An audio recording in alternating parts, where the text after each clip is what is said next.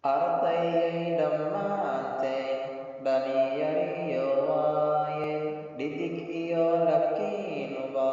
ma ogtihiin waxbarashadu inay tahay waxaan dhiman ebadkeedku dhinac tahay sida qaar la waaya sida qaar la dhooga ka dhex baxay iskuulada hadduu tobanku dhaafo iftiinkuna uu dhow yahay kamay bixin waxbarashadu waddankeenu eega dhalinyartiisu meeday oo wada tahriibay badduna dhammaysay xaadku cunaayo hooyiyo aabbo tacabkoodii meeday oo wada khasaaray